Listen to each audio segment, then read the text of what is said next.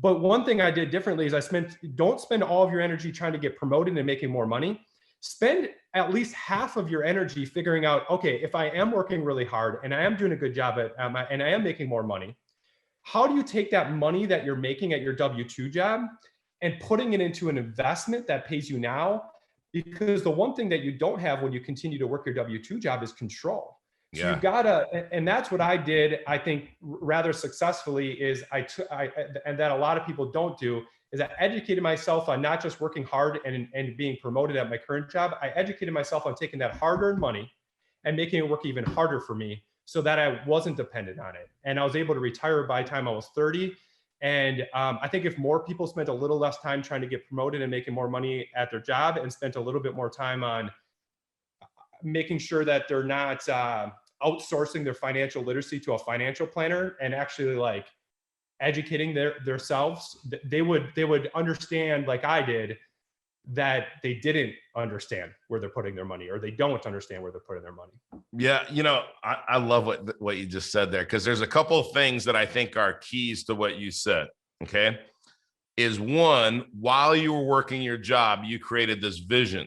You were creating a vision, and you were saying, if I stay in this job and I get promoted and it goes like this and this and this, and my wife keeps, normally nurses can keep increasing their education and their income will go like this. If I do all of that, then I still can't reach my goal, which is to retire when I'm young enough to enjoy it.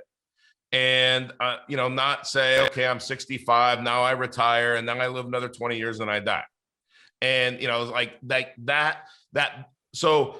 So many people that I talk to, they have a hard time creating that vision. So I want to come back to that in a minute, and just maybe if you have some thoughts or tips on how to create that vision in your mind, because if you never would have done that, you're probably still working in that job because you think, well, I'm making good money, I'm supporting my family, my wife's happy, I'm happy, everybody's happy, but we're not really changing our mindset and breaking away.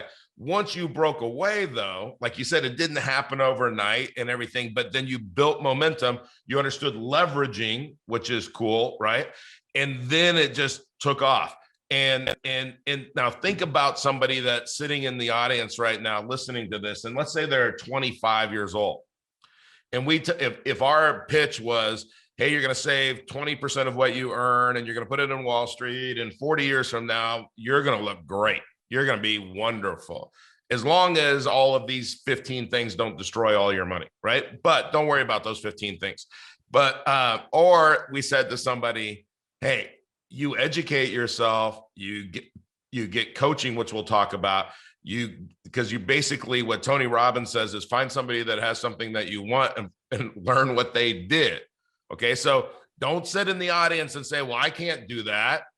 Logan's smarter than me, or he's got luckier than me, or whatever your excuse in your head might pop in there, because Logan, actually, you have an opportunity to contact Logan and learn from somebody that did it, right? But if I'm 25, if I'm 65, and I think in 10 years, I can be at some level. And, when I'm coaching people, Logan, I always love the person that wants to do better than me, right?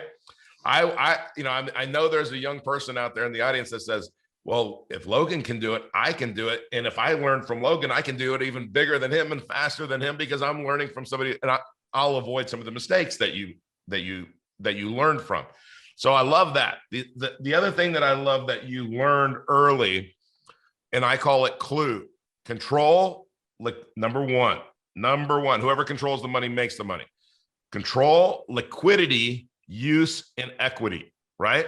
So you're building, that's what a bank wants, right? Banks want control, liquidity, use, and they want to build equity. So that's what we should want. All right. So you figured out that I'm building equity, and so my assets are rising in value while they pay me cash flow. So I have a return of cash flow, rate of return inside the investments appreciating, and I get tax benefits, right? Now, taxes are going up. The government is printing money like it's going out of style, right? How are we going to protect ourselves? Assets that appreciate in value, I can increase rents if I have to because of inflation, right? And reduce my tax burden. Hey, we got to fight back. These outside forces that are that they control us to some degree that way, we can't fall into them to controlling us 100%. Our money has to work outside of that system.